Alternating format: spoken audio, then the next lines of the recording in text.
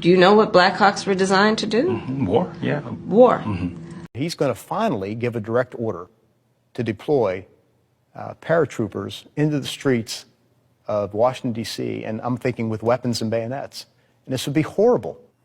What specifically was he suggesting that the U.S. military should do to these protesters? He says, can't you just shoot them? Just shoot them in the legs or something.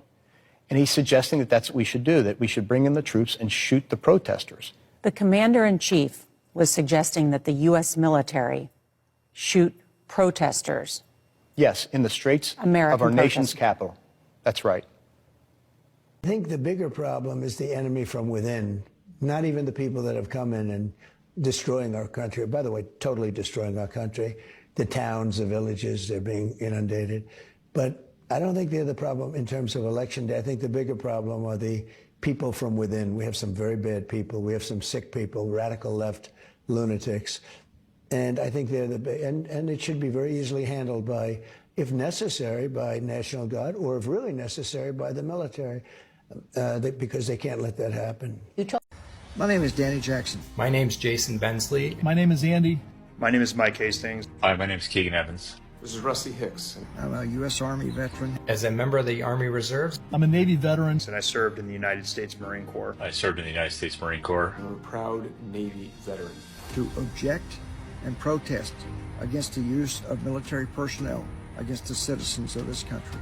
This particular deployment of the Army National Guard to Los Angeles is a terrible mistake, in my opinion. And I'm appalled at the call-up of National Guard soldiers and active duty Marines to police American streets. The President's decision to deploy my brothers and sisters against U.S. citizens is a shameful abdication of the President's responsibility as Commander-in-Chief. To watch the military get activated and deployed into American cities over the will of local and state officials is terrifying to me. What we are seeing in Los Angeles is a purposeful provocation by the Trump administration. We don't need another king, another tyrant, another dictator. This particular deployment only serves one person's agenda. It doesn't help any of the people of California.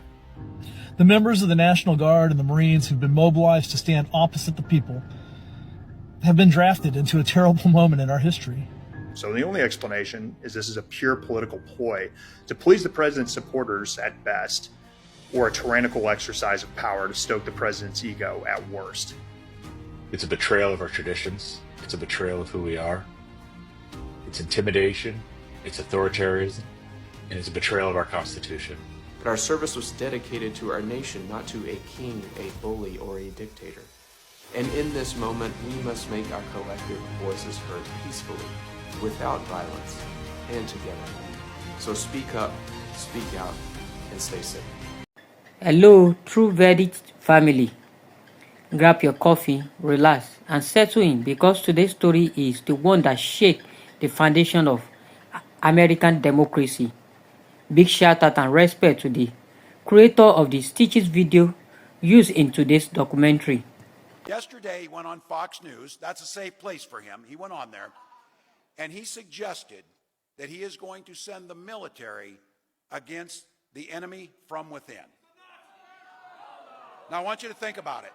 In other words, Americans who don't support him. Just to be clear, if any of your neighbors or friends or anybody thinks about that, you know who he's talking about? He's talking about you.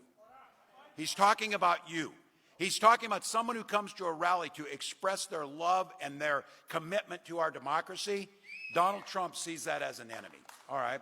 So I have to tell you, as someone who wore this nation's uniform proudly, as someone who now is the commander-in-chief of the Minnesota National Guard, the idea of sending U.S. military personnel against American citizens makes me sick to my stomach. I'll tell you what, we'll let the lawyers decide if what he said was treason, but what I know is it's a call for violence, plain and simple. And it's pretty damn un-American, if you ask me. The President of the United States declared war on cities run by Democrats in this country. Well, let's just look at the facts and then draw your own conclusion. He is deploying U.S. military to the streets of America, a military that has been set up, stood up, and trained for the most part to do the work of fighting against adversaries, fighting against enemies, and deploying them on the streets of America as though, and he said it, to attack the enemy within. Here in Chicago, I'm told that the helicopters that were descending on an American city were Black Hawks. Yes, ma'am. Do you know what Black Hawks were designed to do? War, yeah. War. So I think everyone can draw their conclusions just based on the facts and see that he has definitely decided he's going to use the power of the federal government to attack American cities and the people who live there. Trump isn't just planning to use the military domestically for mass deportations. He also plans to use them to police crime in democratic cities and to silence protesters. An 1878 law called the Posse Comitatus Act makes it illegal to use federal troops for regular policing. But an 1807 law called the Insurrection Act leaves one exception. It allows presidents to invoke emergency powers so they can deploy federal troops during an insurrection, domestic violence, or when the state can't or won't protect constitutional rights. Presidents invoked the act during the civil rights movement in the 50s and 60s when some governors resisted school desegregation. But this time, Trump says he'd use it to replace local law enforcement in democratic cities and to squelch protests. Trump's solution to every complex problem is force, and he's always been like that. In a 1990 interview, he praised China, saying it had shown the power of strength when its troops killed hundreds, if not thousands, of pro-democracy demonstrators in Tiananmen Square. He wanted to invoke the Insurrection Act in 2020 during the George Floyd protests, but the military leaders around him advised against it, and he never did. Since then, Trump's broken with anyone who could possibly slow him down. There is some hope, though. Groups like the ACLU are already drafting lawsuits to challenge Trump if he invokes the Insurrection Act, and state and local officials are getting ready to fight his plans to deploy troops in their cities through legal challenges, legislation, and urging public opposition. Today, we are looking into a storm, allegation, warning, and deep fear from critics who say President Donald Trump sought to use U.S. military not abroad, but here in American soil against Americans. In the 8 years of political division, critics argue that Donald Trump began shaping a narrative American has enemy within. But who are these enemies? According to those critics, the answer wasn't foreign governments, but American citizens, political opponents, and leaders in Democrat states, from Chicago to New York to Los Angeles. The tension grew. Protests across the nation calling for justice, equality, and accountability. But instead of threatening this demonstration as protected civil expression, critics say Trump viewed them as battlegrounds. Report from the Times shows friction between the White House and top military commanders. Some high-rank officer publicly stated that the U.S. military should not be used to police domestic protests. Soon after this disagreement, several were retired early or dismissed. Event that observers interpret as attempt to silence military resistance. They pointed to the deployment of federal force in Poland, Washington, D.C., and other cities, move that raised national debate about presidential overreach, using American soldiers trained for war as a domestic force against the citizen. Protest group and local Democrats leadership.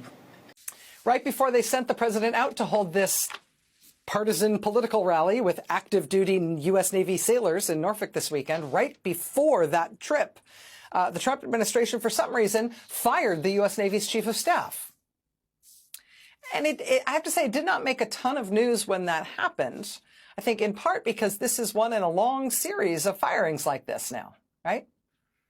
The military, by definition, is not a political body where the whole thing is supposed to turn over every time there's a new president. Since Trump has been back in office, he has just been destroying the top leadership of the U.S. military. Since Trump has been back in the White House, we have seen fired or pushed out the chairman of the Joint Chiefs of Staff, the head of the Navy SEALs, the chief of naval operations, the head of the Navy Reserve, now this weekend, the Navy Chief of Staff, the head of U.S. Cyber Command, the head of the Defense Intelligence Agency, the commandant of the U.S. Coast Guard, the chief of staff of the Air Force, the vice chief of staff of the Air Force, the head of the Air Force Global Strike Command, the top legal officer in the Air Force, the top legal officer in the Army, the top legal officer in the Navy. And in what may or may not be related news, the New York Times reports tonight that they have also removed the top legal official at the CIA, because why not? All of these people have all been fired or pushed out by Trump, by the Trump administration, while simultaneously, Trump, as of this past week, is explicitly telling all the remaining top generals and admirals in the U.S. military that he wants them to plan to bring U.S. military operations. He expects them to bring the force of the U.S. military to bear against Americans at home in U.S. cities. Specifically, he told them that he wants to see U.S. troops, U.S. active duty military engagement against the cities of San Francisco, Chicago, New York, and Los Angeles. New York, Chicago, and Los Angeles are the three largest cities in the country. Trump wants the U.S. military. This right here is a picture of America's top military generals listening to Donald Trump give his rambling speech today where he insulted them, he insulted our country, he declared war on American cities. Like, this man right here is the perfect representation of how this speech went. These are military leaders in the United States from different bases all over the world, Asia, Europe, of course here in the United States, and more. Just look at their faces, all of them. And that tells you exactly how this speech went today. During Donald Trump's tirade, he insulted their weight, their leadership. He said we're going to use blue cities as military training grounds and essentially declared war on American cities that he doesn't like. And multiple times throughout Donald Trump's speech, he asked for these military leaders to clap. He was essentially begging them to applaud him. He called the room silent. Now, these military officials are meant to be nonpartisan. They're not meant to clap or boo or anything like that. But remember, in Donald Trump's first term, our military actually stood in the way of his dictatorial tendencies. And so hopefully the men and women in that room do so once. Said DC was just going to be the beginning. We said it was a test run, and a new report that was just released gives a detail of how Trump is going to make this worse. Apparently, Trump is trying to organize a quick response task force of the National Guard. They'll consist of 600 members split between Alabama and Arizona who will be ready at a moment's notice to fly to anywhere that there is civil unrest or protests happening in order to squash them. He doesn't need to activate the National Guard in every single city. He is going to have his own little police force ready to fly around the country and attack any protesters they can. They plan to be armed with military gear, weapons, riot gear, all of that in order to come in and squash anyone who speaks up against him. And he's going to say this is only for protests that get out of hand, where they're destroying property or creating violence. But no, he's going to use this on anyone speaking up against him and his regime. This documentary isn't just about the past. It's a conversation about the future. Who decides who the enemy within is? Can military power ever be justified on US soil against Americans? And what happens when political tension becomes a matter of force rather than debate? We must ask ourselves, when leaders seek obedience from the military, is it for the nation or for themselves? And when soldiers stand between government orders and the right of the citizen, where should the line be drawn? True verdict family, these questions are not meant to divide us, but to remind us that democracy survives only when people stay alert, informed, and unafraid to demand accountability. So as we close, remember, every generation faces its own test, Our is understanding the balance between the strength and freedom, power and responsibility, order and justice. My viewers, do you believe any president should have the power to send U.S. troops into American cities? Do you think military leaders should be able to publicly disagree with the president? Do you think the real enemy within is, if any?